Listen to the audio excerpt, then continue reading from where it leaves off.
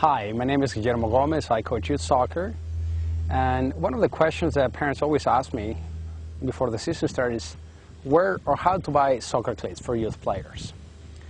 Well, if the player is still growing, I would recommend not to overspend on the shoe because when somebody plays soccer, you actually want them to wear the proper size. You cannot do it like a regular shoe that you see your boy, well, I'm gonna get him an extra size bigger because in 6 months those shoes will either not fit anymore or they will still be just the proper size.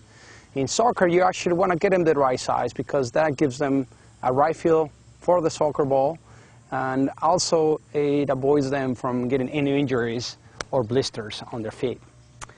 So now you're at the store, so how do you decide what shoes to get? Well, shoes can be divided in 3 categories. Okay, so we have firm ground, hard ground, and soft ground cleats. Firm ground is basically what most youth soccer players played on here in the US. Basically, that means that the ground is neither too soft nor too hard.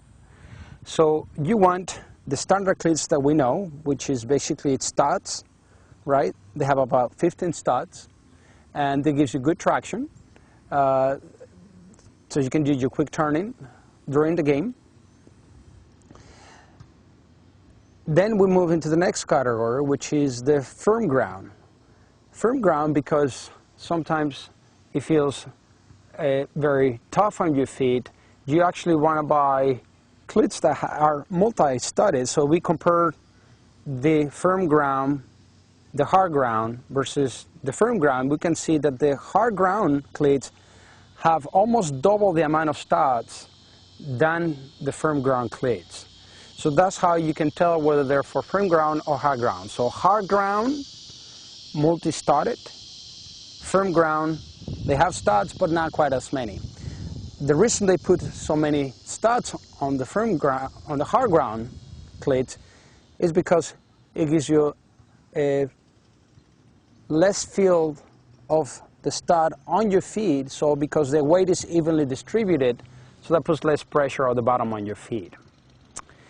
And then we have the soft ground cleats, which basically you can find them with removable studs, and they can come in different size. And so basically you can actually take the stud off, you can screw them out. They have quite few less than what they use for firm ground. They actually just have 2 on the back. We have 2 on the back and 4 in the front. They can be removable, or they could also be molded. So in this case I brought the molded ones, which also can be used for soft ground.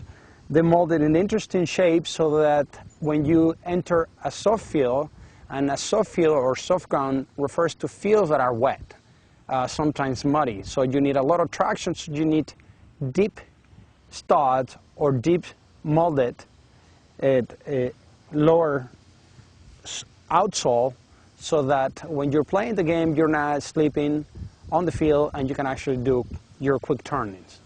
So here we go. Let me summarize it.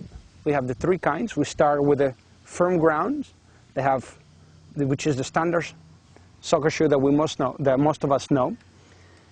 Sorry, that's firm ground. Then we have the hard ground, which is multi-studded. And then we have either the removable stud cleat, which I don't have one with me today, but then I do have the molded type, which tend to have very long and fewer studs on the shoe. Then you just want to look at what kind of upper surface do you want to buy. Do you want to buy leather, or do you want to buy synthetic leather? Again, if you are an older player, my recommendation is to stay with leather, and I would recommend kangaroo leather. Kangaroo leather is very soft. It gives you a very good feel of the ball. But if you're still a youth player, I would recommend to stay with synthetic leather. They're a little cheaper and easy to take care of. So those are the things that you want to look at. The disadvantages of again using synthetic leather is it won't give you a good feel on the ball, but you are still going to be okay. So good luck when you get your next pair of cleats.